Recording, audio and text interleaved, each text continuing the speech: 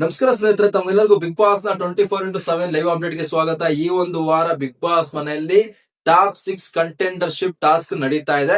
ಈಗಾಗಲೇ ಮೊದಲನೇ ಟಾಸ್ಕ್ ಮುಕ್ತಾಯವಾಗಿದೆ. ಧ್ರುವಂತ್ ಅವರು ಜಯಶೀಲರಾಗಿದ್ದಾರೆ. ಎರಡನೇ ಟಾಸ್ಕ್ ನ ವಿಚಾರವಾಗಿ ಬಿಗ್ ಬಾಸ್ ಅವರು ಮನೆಯಲ್ಲಿರುವಂತಹ ಕಂಟೆಸ್ಟೆಂಟ್ ಗಳನ್ನ ಮೂರು ಸದಸ್ಯರಾಗಿ 2 ತಂಡಗಳಾಗಿ ರಚನೆಯಾಗುವಂತೆ ಆದೇಶವನ್ನ ನೀಡಿದ್ದಾರೆ.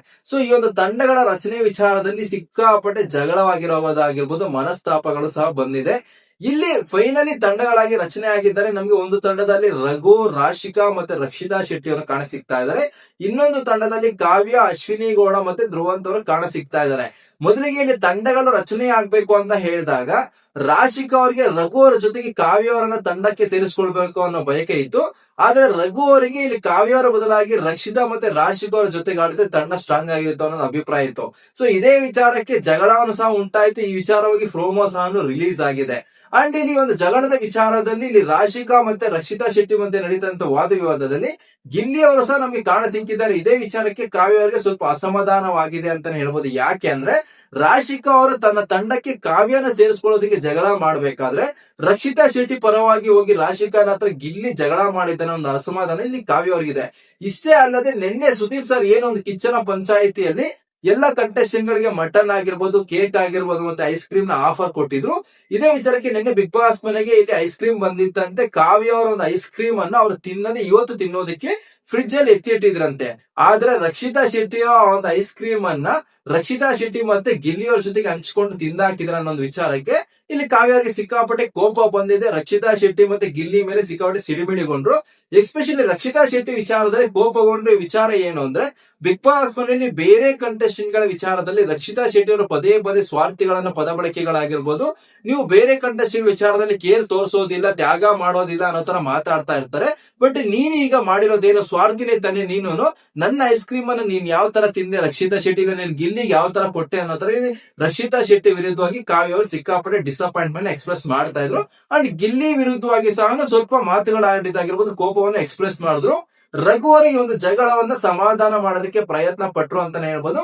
ಅಂಡ್ ಫೈನಲಿ ಇಲ್ಲಿ ಕಾವ್ಯ ಅವರು ಬಂದು ಹೇಳ್ತಾ ಇದ್ರು, ನಾನು ಎಷ್ಟೋ ವಿಚಾರಗಳಲ್ಲಿ ಊಟದ ವಿಚಾರದಲ್ಲಿ ಎಸ್ಪೆಷಲಿ ನನ್ನ ಊಟ ಬೇರೆಯವ್ರು ತಿಂದ್ರು ಇಲ್ಲ, ನನ್ನ ಮೊಟ್ಟೆ ಅಥವಾ ನನ್ನ ಬಾಳೆಹಣ್ಣು ಬೇರೆಯವರು ತಿಂದ್ರು ಸಹ ನಾನು ಯಾವತ್ತೂ ಪ್ರಶ್ನೆ ಮಾಡ್ದೋಳಲ್ಲ.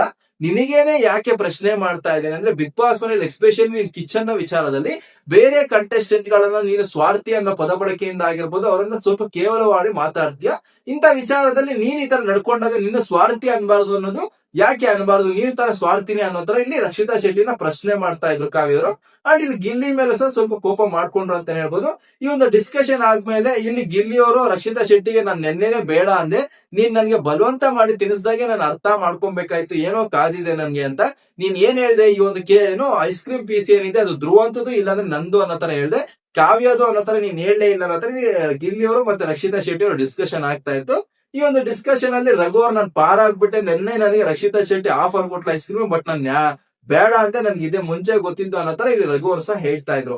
ಸೊ ಇಲ್ಲಿ ರಕ್ಷಿತಾ, ಗಿಲ್ಲಿ ಮತ್ತೆ ಕಾವ್ಯ ಅವ್ರ ಮಧ್ಯೆ ನಡೆದಂತ ಒಂದು ಕ್ಯೂಟ್ ಆಗಿರೋ ಜಗಳ ಅಂತ ಹೇಳ್ಬೋದು. ಎಕ್ಸ್ಟ್ರೀಮ್ ರೇಂಜ್ ಗೆ ನಡೆದಿಲ್ಲ, ಬಟ್ ಕೆಲವೊಂದು ಮನಸ್ತಾಪಗಳು ಬಂತು ಅಂತ ಹೇಳ್ಬೋದು. ಧನುಷ್ ಅವರು ಸಹ ಪ್ರತಿಯೊಬ್ರು ಸಹ ಅವ್ರಿಗೆ ತಿನ್ಬೇಕು ಅನ್ನೋ ಆಸೆ ಇರುತ್ತೆ, ಅವ್ರು ಬಂದು ನೋಡಿದಾಗ ಖಾಲಿ ಆದಾಗ ಸ್ವಲ್ಪ ಬೇಜಾರಾಗೋದುಂಟು.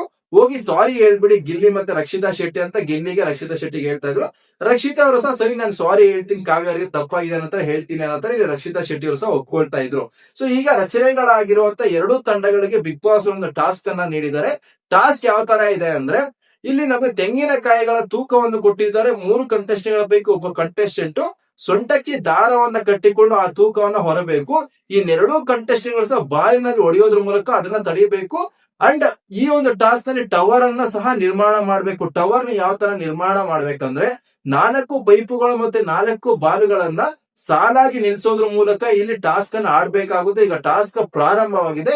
ಸೊ ಈ ಒಂದು ಟಾಸ್ಕ್ ನಲ್ಲಿ ಯಾರು ಜಯಶೀಲರಾಗಿದ್ದಾರೆ, ಯಾವ ತರ ಹಂತವಾಗಿ ಟಾಸ್ಕ್ ನಡೀತು ಅಂತ ಸಹ ನನ್ ಕಡೆಯಿಂದ ನಿಮ್ಗೆ ಅಪ್ಡೇಟ್ ಇರುತ್ತೆ. ಮಿಸ್ ಮಾಡದೆ ಚಾನಲ್ಗೆ ಸಬ್ಸ್ಕ್ರೈಬ್ ಮಾಡ್ಕೊಳ್ಳಿ ಅಂತ ಹೇಳ್ತಾ ತಮ್ಗೆಲ್ಲರಿಗೂ ಥ್ಯಾಂಕ್ ಯು, ಧನ್ಯವಾದಗಳು.